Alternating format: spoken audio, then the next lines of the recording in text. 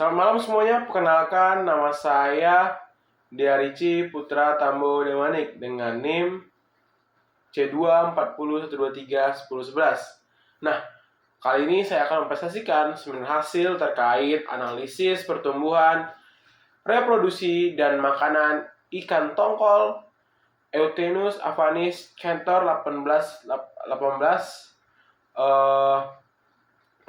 yang ditangkap di Selat Makassar.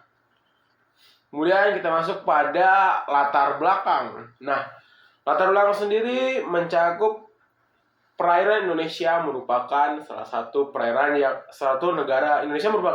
negara kepulauan yang memiliki sumber daya dari sektor perairan sangat luas. Salah satunya ikan tongkol yang ada di Selat Makassar. Nah, Selat Makassar sendiri itu merupakan termasuk dalam WPP 1713, di mana WPP tersebut itu berada di perbatasan antara Pulau Kalimantan dan Pulau Sulawesi. Kemudian kenapa kita menggunakan itu biologi perikanan? Karena biologi perikanan merupakan suatu cabang keilmuan yang mempelajari tentang dinamika pertumbuhan ikan dari fase dia menetas hingga fase dia mati, yang berguna pada sektor penangkapan, budidaya, maupun konservasi. Nah, setelah itu kita masuk kepada tujuan dan manfaat. Penelitian ini bertujuan untuk menganalisis ikan tongkol Eutenus avanis yang ditangkap di Selat Makassar terkait pertumbuhan, reproduksi, dan kebiasaan makan. Penelitian ini membantu kita mengolah penangkapan ikan tongkol di Selat Makassar secara lebih baik dengan memahami makanan, pertumbuhan, perkembangbiakannya. Kita bisa juga menjaga populasi ikan tongkol tetap lestari. Nah, waktu dan tempat itu dilaksanakan 2 kali praktikum, yaitu praktikum labor dan praktikum kelas, di mana dilakukan dari tanggal 31 Agustus sampai 16 November. Bisa kita lihat di PPT untuk waktu-waktunya. Kemudian dilaksanakan di Departemen Manajemen Sumber Perairan, Fakultas Perikanan Ilmu Kelautan, dan menggunakan alat dan bahan ya seperti yang bisa kita lihat sama-sama di layar PPT. Ada alat bedah, tisu, trash bag, cawan peti, timbangan, dan lain-lain. Masuk ke tahapan-tahapan dari metode tersebut. Terdapat tiga bagian, yaitu pertumbuhan, reproduksi, dan hasil makanan. Bisa lihat bahwasanya tahapan-tahapannya itu bisa kita lihat di layar tersebut. Sama-sama kita lihat di layar tersebut, dari persiapan, pengamatan, pembedahan, pengamatan organ, pengawetan, dan pembersihan. Mungkin dari ketiga itu sama, cuman agak dibedakan di bagian dokumen atau analisis perhitungan saja, dan cara pengamatannya maupun pembuatan preparatnya. Nah, kita masuk pada hasil pertumbuhan. Hasil pertumbuhan sendiri pada distribusi frekuensi panjang terlihat bahwasannya selang kelas yang memiliki puncak paling tinggi itu berada di 180 sampai 237. Kemudian pada panjang total kita bisa lihat dari panjang total bisa kita lihat bahwasannya hubungan panjang dan bobot. Bisa kita lihat grafik bahwasannya setiap penambahan bobot satu satuan panjang itu mempengaruhi panjang bobot, yaitu sebanyak 26 sekian. Kemudian pada faktor kondisi juga bisa kita lihat bahwasannya pada faktor kondisi bulan Mei, Juli dan September itu berbeda. Kemudian kita masuk ke hasil reproduksi.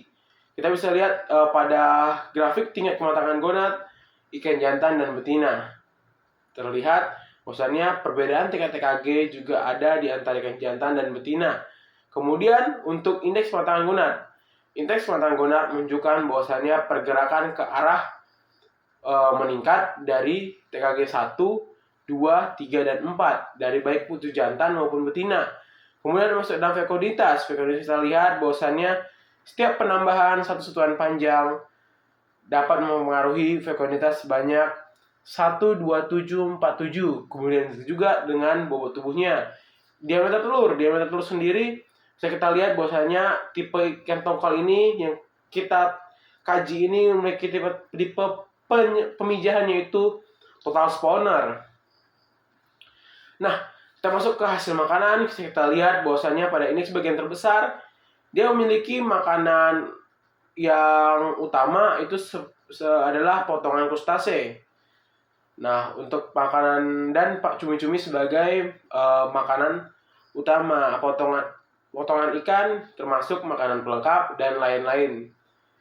Masuk makanan tambahan. Kita lihat di tumpang tindih bahwasannya nilai CH-nya itu 0,005. Dan untuk luas selung, mohon maaf ada terdapat kesalahan karena seharusnya pada nilai BA tidak menunjukkan nilai menunjukkan nilai minus. Kemudian untuk pada hubungan panjang tubuh dan volume makanan, kita bisa lihat bahwasanya antara ikan jantan dan betina memiliki R2-nya yang berbeda.